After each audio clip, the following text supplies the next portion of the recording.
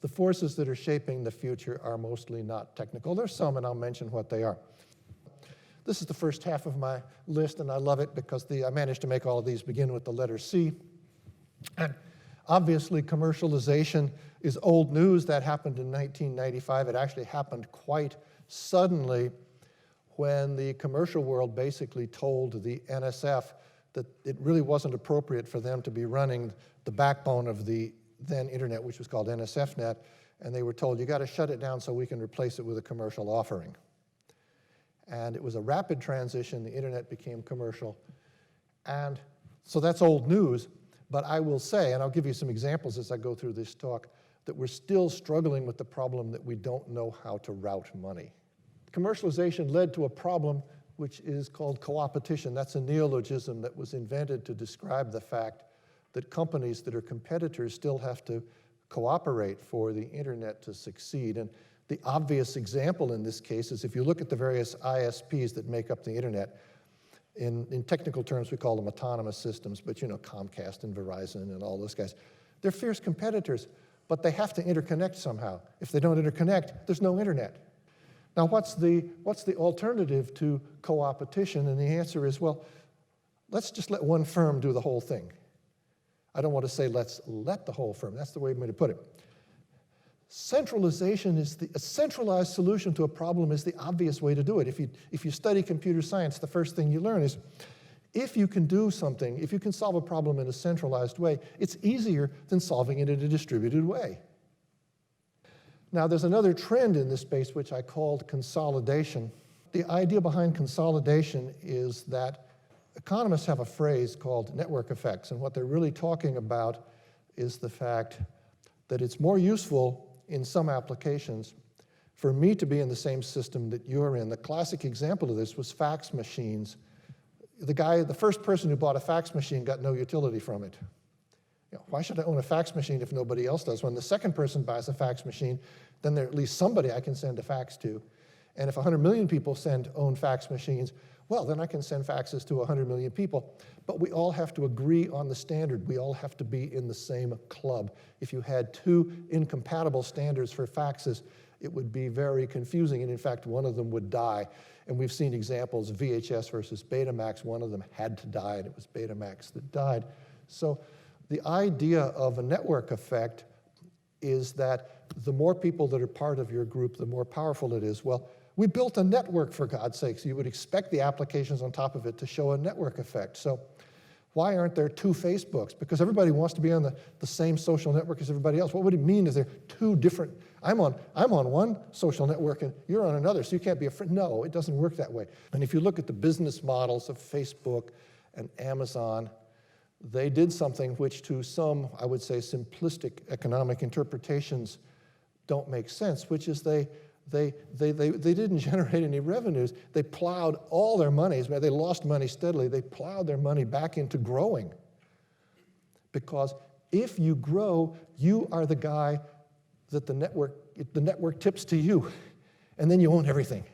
And then you can push your prices up and do anything you want. So consolidation is, again, a natural phenomenon, but it leads to this winner-take-all phenomenon where you have only one social network company that really matters. I know there's LinkedIn over there, but really Facebook is Facebook, and you only have one Google, and you only have one Amazon as an e-commerce place. They didn't take all. There are other places you can buy things on the internet, but if you look at the scale, Amazon is really the dominant player. And then the final factor I want to put in this list is convergence. What I mean by this is, if you look at the way applications grow up, we used to think we knew what an application was. It did a simple single thing. I'm going to do teleconferencing. I'm going to do messaging. I'm going to do video distribution. But what you notice now is that every firm is trying to do everything because they're trying to capture all of your attention. So Facebook is now distributing videos, and YouTube is now a social site where you can talk about videos, and Amazon is selling advertising, and everybody gets into everybody else's business. The old convergence, which we might call now Convergence 1.0, was everything is running on top of a single digital network. And oh, we've got this network. It's called the internet, and bits are bits, and so just anything that you can slurp around as bits can run on top of the internet. That was Convergence 1. Convergence 2.0 is all the applications are trying to do everything. And the endpoint, we can see the endpoint of convergence, or at least if you look far away, you can see the endpoint of convergence because it's in China. It's an application called WeChat. And basically in China, there's only one app. And if you talk to people in China, you say, well, do you use an iPhone? Do you use Android? No, they use WeChat. That's what you use to message people. It's what you use for paying people. It's what you use to call a cab. It's everything in it. WeChat is the new platform, okay? And WeChat is now allowing you to write apps that run on top of WeChat. Right? So WeChat has become the platform. It's no longer that Android is the platform or iOS is the platform. WeChat is the platform. That is the endpoint of convergence. And by the way, WeChat's now marketing in the United States. Okay, so didn't miss anything. The next thing in my list is malice and adverse interests. Typically what people put down is cybersecurity. And I stayed away from that word because I actually think that mentally it sort of leads you to think about this problem incorrectly. Saying your system is insecure suggests that you made a mistake and we have to remedy the mistake and then your system will be secure. The real world is not like that, and cyberspace, I hate that word, but cyberspace is not like that either. The real world is full of malicious people. Cyberspace is full of malicious people. We have to manage that process. The real world is not secure. You can walk out on the street here and get mugged. It's too bad. It probably won't happen. It could. Low probability of horrible events occur with low probability. We can't keep that from happening, so we manage risk, we think about trust. Next thing on my list is platform assets. This is a semi-technical topic, and I think it's sort of interesting. If you go back to the 1980s when we were building the first applications on the internet, we had email, we had remote login, we had file transfer. We didn't have any services on the internet. We had the internet itself. If you wanted to build an application, well, you had to write the code to run on your computer and give the code to me. I'd run the code on my computer and the two of them talk. The solutions emerged in a highly decentralized way because we didn't have the technology to build a centralized solution. If you look at the way apps are built today, we have cloud, which is centralized and controlled. I mean, there's competing cloud providers, but if you look at one like Amazon Web Services, it's physically distributed. And it scales so you can start small and get big. That's one of the things that gives you ready growth on applications today. We have CDNs. If you need highly distributed platform for content distribution, you have CDNs. That's just a commodity. You can go buy it. If you're writing mobile apps, we have app stores, which is a way for consumers to find your products. We have private networks, not just the internet, but other networks that hook together parts of your world. If you want to hook your enterprise to cloud, you shouldn't use the public internet for that. You should use some of the competing private networks that focus on enterprise connectivity. There are lots and lots of these. Most of the, network capacity in the world today is not a part of the public internet. It's part of all this other ecosystem. And this is what you, as an app developer, depend on when you build an app today. And then they call it an internet app. So here's an interesting question.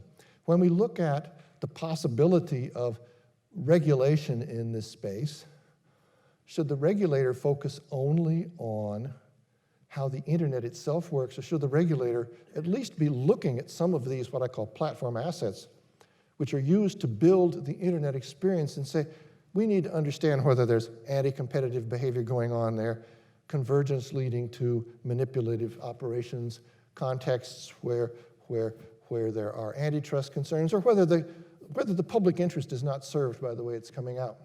So the emergence of a very rich technology base to build applications is a really important aspect in thinking about what the future is going to look like. And notice, I'm not just interested in the internet here as a packet carriage mechanism, which is what I designed in the 70s. We really need to think about the internet as the experience. You know, most people, when you ask, what's the internet? They say, well, I use Facebook, I use Twitter. Do you still use email? No, that's old-fashioned. I don't use email anymore. And they define the internet as the experience. And that's fine. And that's, in fact, where a lot of the harms are occurring, okay? My security friends, and I'll talk just a little bit about this, but this is an hour-long talk, so I can't do it. But my security friends really persist in thinking that security is a technical problem, and they say, oh, we got to deal with these buffer overruns.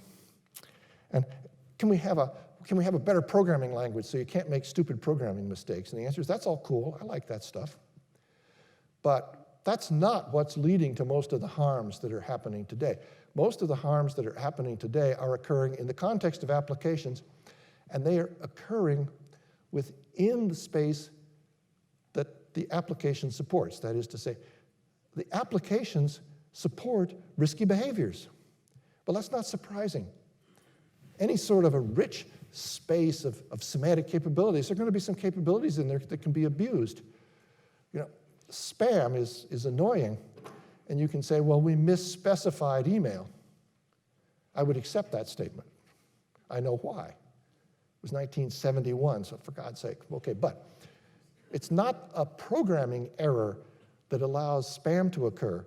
It's because the specification did not properly constrain the capability of carrying out that misbehavior. Okay? So we have to go look at the application space and say, how can we discipline the misbehaviors? Okay. I did put technology here. I said the future was not about technology. There are a couple areas that we could mention in this space.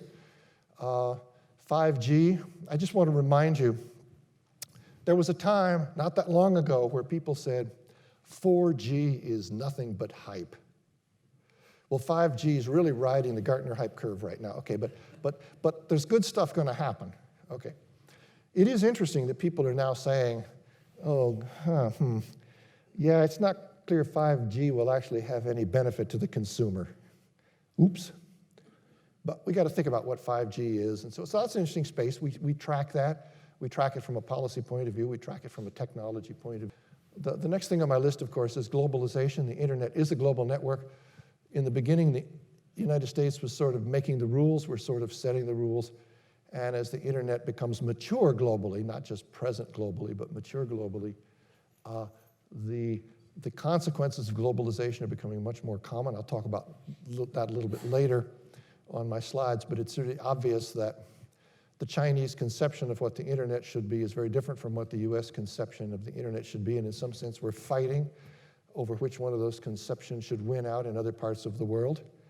There are countries in the developing world that are saying, I wonder what I would like my internet to look like, and they look at, hey, I sort of like the Chinese version better than the American version. Okay, this American version has this weird thing in it, like freedom of speech, and the Chinese doesn't, and I sort of like that. So we're actually having a deep cultural fight over which conception of the internet is going to hold sway in various parts of the world. And that leads me to the last thing on my list here, which is the role of government. And this, again, is an hour-long talk, and I'll try to do it short. How am I doing? Okay, it's not too bad yet.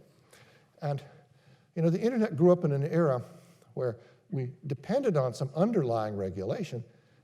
We depended on the fact the phone company had to sell us long-distance circuits so that we could actually build the network. We had to, this is before divestiture. We're still dealing with Ma Bell, right? And no reason why the phone company would have sold us circuits if they didn't have to. So we benefited from some regulation back there. But with respect to the internet itself, it's very clear when you talk to people in Washington, they say, we're not going to regulate the internet. We're not going to regulate the internet. We don't know what it is.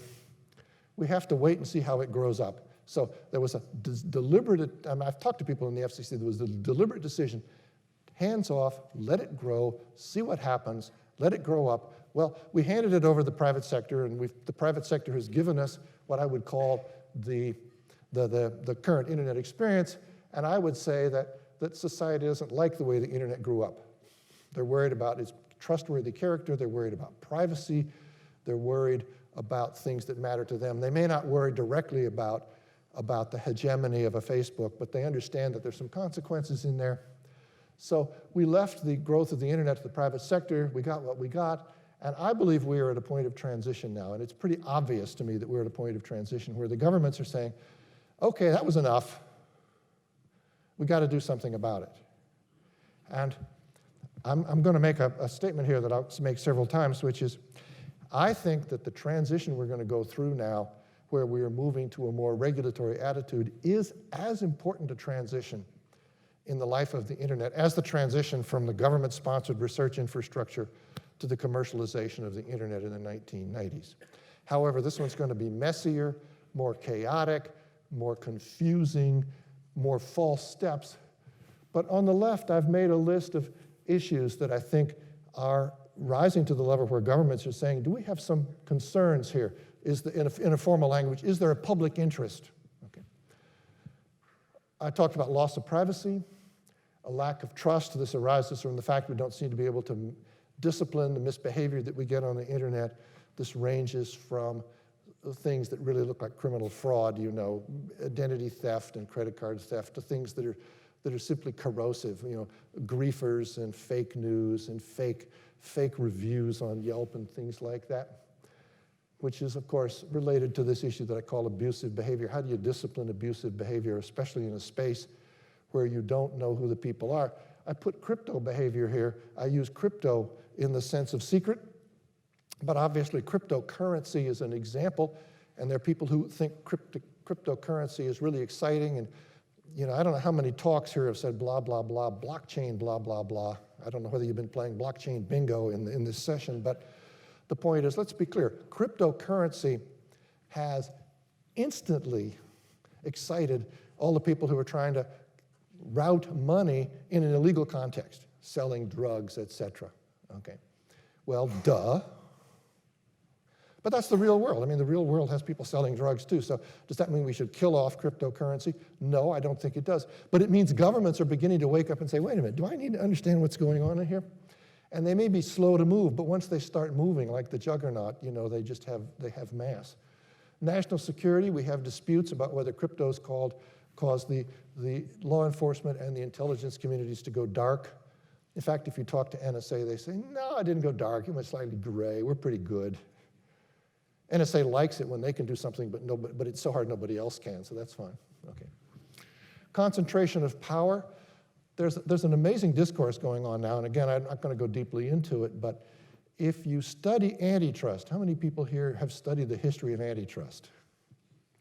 Yeah, I'm getting a couple people say yes, okay. So if you go back to the history of Standard Oil and so forth, the trust busters were breaking up big firms, and it was a populist movement. They basically said, we're breaking these things up because they're big.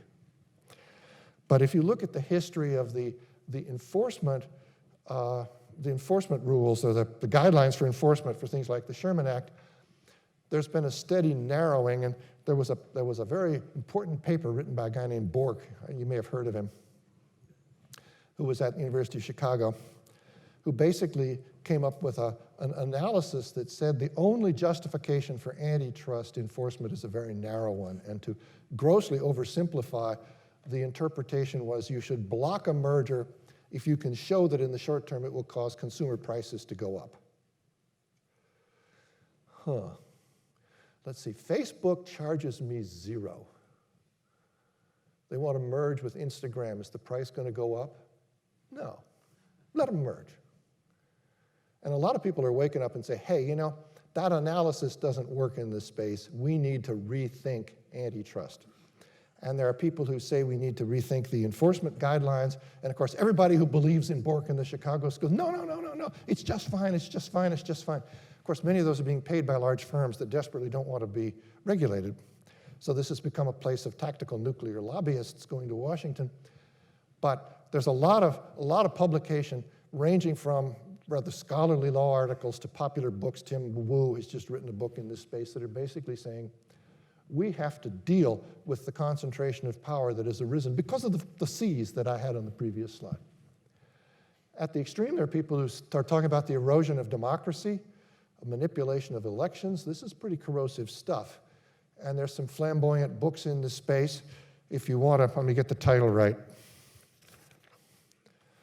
The Age of Surveillance Capitalism, The Fight for a Human Future at the New Frontier of Power. How about that? It's a book by Shoshana Zuboff up at Harvard. It's a good book. Here's some other books. Zucked, Making Up to the Facebook Catastrophe. Facing up, maybe this mistyped. I think it's waking up, not making up. I don't know. Here, breaking up is hard to do. Waking up is waking up to the Facebook catastrophe. These are just, I don't know whether these books are any good. I just got these titles off Amazon. I looked at one title and I said, readers like you want these others. I said, okay, fine, let's do this. Okay. Winners take all, the elite charade of changing the world. The myth of capitalism, monopolies, and the death of competition. Can democracy survive global capitalism? The Curse of Bigness, Antitrust in the New Gilded Age. That's a pretty good book. This is what people are writing today, okay? When Elizabeth Warren puts, very early on in her campaign, as a plank in her platform that we should break up Facebook. Never mind whether breaking up is the right thing to do. Never mind whether you think she's right. She is responding to a populist sentiment that she can detect that there's something deeply wrong here, okay? And the original motivation for antitrust was a populist movement. It was not driven by economists. It was driven by a sense that Standard Oil and what Rockefeller was doing was just wrong, okay? And I put a couple other things down here like taxation. Governments really want money. Now, this list could go on and on and on. But I want to point out the internet's global. Remember I said that a couple slides ago. And most of the issues that I'm talking about here are domestic, okay? There are issues about how we govern the global system. How do you govern, for example, to improve cybersecurity? You have some countries that are not interested in law enforcement across their borders. We're dealing with differing conceptions of the internet.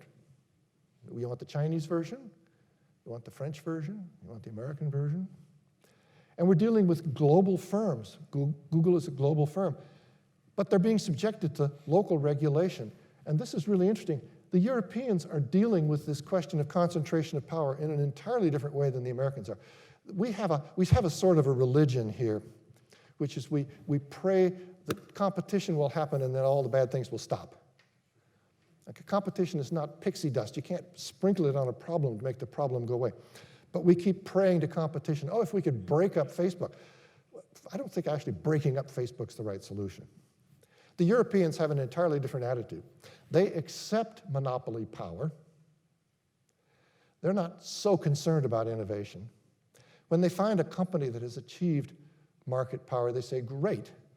Here are all the obligations that we're going to impose on you. They're going to treat you as a public utility, regulate the hell out of you, and every time you screw up, they fine you a few $1 billion until you notice. Google has received 3 European Commission judgments which total up to $9.3 billion, I think. They were found in violation of European antitrust law with respect to how the contracts you had to sign to use their AdSense system. They were fined because they bundled the browser in with Android, and they were fined because, what's the third one? What did they do? Oh, it had to do with putting their own ads, misordering the search results to favor their own affiliated ad sponsors. So the Europeans are saying, yeah, we know how to regulate this. The Americans have just lost track of what evil behavior is, and they're tolerating evil behavior. The first time I heard about this stuff, somebody said to me, don't the Europeans understand you're not supposed to regulate these companies? And I'm sorry, you missed the point. This is the new normal. And if you're a global firm, you have to accept the fact you're going to be subjected to regulation, which in many cases may be inconsistent and incompatible in different regimes, okay? What I want to close with is a slide that says, what does this mean for you? And of course, that depends where you sit in the ecosystem, but here are some takeaway thoughts. The first one is, on what platforms do you depend? Who has the ability to jerk you around? Okay. Are you on top of cloud? Are you on top of CDN? Are you on top of an app store? Think about all the assets, those what I call the platform assets on which you depend. Okay. Can they exercise adverse control over you? What are your barriers to grow? Can you instantly grow to cover the globe? What keeps you from scaling? It's a very important question. That's a cousin of the question of why isn't the future here now? When if somebody asks you to predict the future, the way I begin is, well, why isn't it here now? What keeps it from being here now? That's a very revealing question. What coordination problems do you face, and in what context can they be managed? Are you building centralized solutions? Are you building things that require coordination? If so, is the coordination something that's a barrier to you? Can the market that you're in tip? Are you in a space where network effects are important? Are you in a space where you and your competitors are probably stable, or is one of you going to win? Okay? Are you global in scope? And the last question I would ask is, how will new regulation potentially affect you? Do not underestimate the coming changes. This is a very important phase change.